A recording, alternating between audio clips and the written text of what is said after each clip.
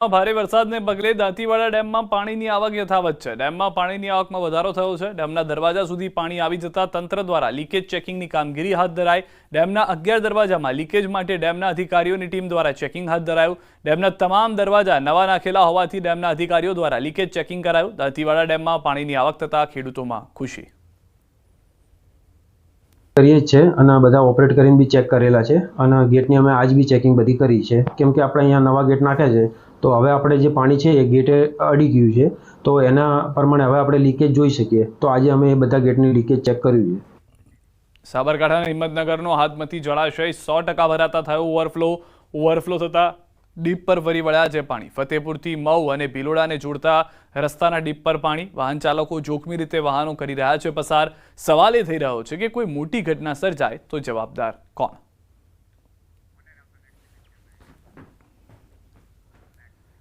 ખેડા જિલ્લામાં સાબરમતી નદીના પૂરના પાણીથી ભારે તારાજી સર્જાય છે। ખેડૂતોના મોંમાંથી કોળિયો છીનવાઈ ગયો છે। ભારે વરસાદ બાદ નદીમાં 2 લાખ ક્યુસેકથી વધુ પાણી છોડાતા ખેતરોમાં પાણી ભરાઈ ગયા છે। ખાસ કરીને રસિકપુરા ગામમાં ડાંગર, શાકભાજી અને ફૂલોના પાકને ભારે નુકસાન થયું। લાખોનું રોકાણ કરનાર ખેડૂતો હવે વળતર અને સહાયની રાહ જોઈ રહ્યા છે।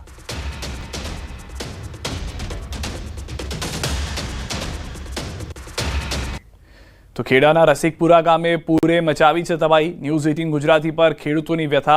ગામની ખેતીના 100% નુકસાન। ડાંગર, કપાસ, શાકભાજીના પાકને નુકસાન। સરકાર ખેડૂતોને 100% વળતર આપે। પાણી ભરાતા ખેતીનો સફાયો થયો। આવતી સિઝન પણ નિષ્ફળ જાય એમ છે।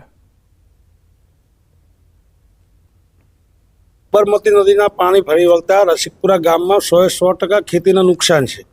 ખેતીના પાકોમાં ડાંગર છે, પછી કપાસ છે, ફૂલ છે, શાકભાજીમાં ભીંડો છે, દૂધી છે, કારેલા છે, માંડવાવાળા બધા ખેતીના પાકો છે એ બધાને પૂરેપૂરું 100% નુકસાન છે।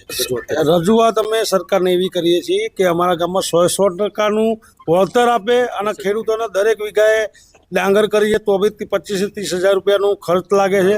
માંડવાવાળાને એક વીઘાએ 50,000 થી 70,000નું ખર્ચ લાગે છે। જેમના ભરપાઈ થાય એવી અમે સરકારની જોડે માંગણી કરીએ છીએ। તમામ નુકસાન જ છે। ડાંગર ને એવું પાકોનું નુકસાન કરેલું છે। બધું પાણીથી બહુ ખૂબ નુકસાન થયું છે। સરકારે જેટલું પાણી છોડવાનું હતું એથી અધિક પાણી છોડી દીધાથી લગભગ ટોટલી ખેતી સાફ થઈ જઈ છે પાક નુકસાની। હવે આ તો સિઝન તો નહીં જ પણ બીજી સિઝન લેવાની શક્યતા છે નહીં। હજુ એક માથોડું પાણી ડાંગેરોમાં છે અને અમે કોપ લોન લીધેલી ખેતી કરવા માટે તે ભરી શકાય એવી પોઝિશન નહીં। સાહેબ, સાબરમતીનું જે પાણી અતિશય વધારે આવવાથી લગભગ ગામમાં તમામ પાક નિષ્ફળ ગયા છે। અને એમાં સાહેબ તમે આ જોઈ શકો છો મારા ભીંડાનું ખેતર। હવે આ ભીંડાનો પાક મારો તૈયાર જ થયો હતો અને પાક મારે લેવાનો જ હતો અને એ જ એવા ટાઈમે આ પાણી આવી ગયું અને તમામ તમે જોઈ શકો છો તમામ ભીંડા મારા ફેલ થઈ ગયા છે સાહેબ। અને આનું લગભગ મારે 1 લાખ થી 25,000 રૂપિયા જેવો એનો મારો ખર્ચો છે સાહેબ। કે આ મેં છે ને 2.5 થી 3 લાખ રૂપિયા મેં કોપ લોન લીધેલી છે સાહેબ અને કોપ લોનથી મેં આ ખેતીવાડી શરૂ કરી હતી। હવે સાહેબ હું કોપ લોન જ કઈ રીતે ભરીશ ને એ જ એક મારા માટે પ્રશ્ન છે સાહેબ। ખેડા જિલ્લામાં સાબરમતી નદીના પૂરના પાણીએ તો એવા ખેડૂતોને રડાવ્યા કે હવે મોંમાં આવેલો કોળિયો તેમનો છીનવાઈ ગયો। ન્યૂઝ 18 ગુજરાતીની ટીમ અત્યારે પહોંચી છે ખેડા તાલુકાના રસિકપુરા ગામે।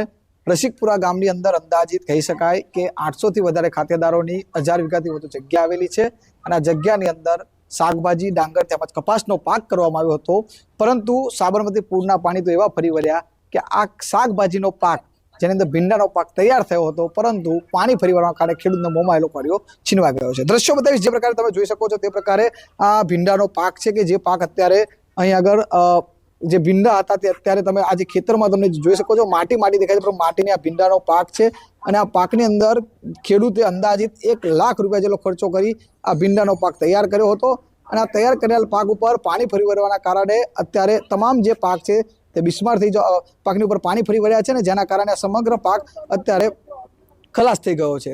જે પ્રકારે અહીંના ખેડૂતો સાથે જ્યારે ન્યૂઝ 18 ગુજરાતી પહોંચીને વાતચીત કરી ત્યારે જાણવા મળ્યું કે આ ગામની અંદર મુખ્યત્વે ખેડૂતો ખેતી પર નિર્ભર છે। કેટલાક ખેડૂતોની દશા તો એવી હતી કે તેઓએ પોતે વ્યાજે પૈસા લાવી આ પાક કર્યો હતો અને આ પાકની અંદર પાણી ફરવા વળવાના કારણે આ સમગ્ર પાક નિષ્ફળ ગયો છે।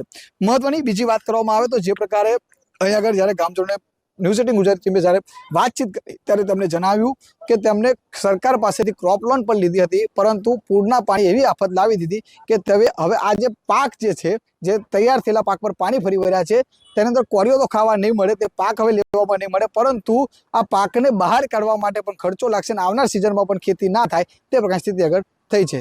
ખેડૂતો એક જ માંગ કરી રહ્યા છે કે સરકાર દ્વારા યોગ્ય તેનો સર્વે થાય અને તેમને વળતર ચૂકવવામાં આવે. ઉમંગ પટેલ, ન્યૂઝ 18 ગુજરાતી, રસિકપુરા, ખેડા.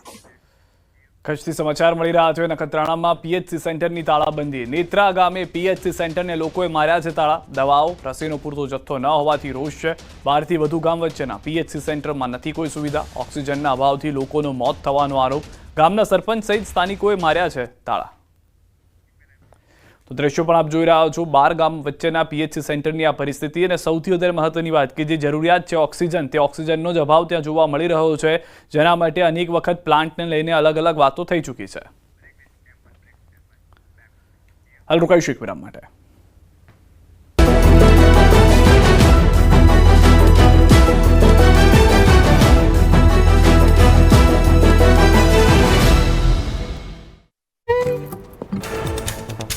પંજાબના 7 જિલ્લામાં પૂરે મચાવી તબાહી.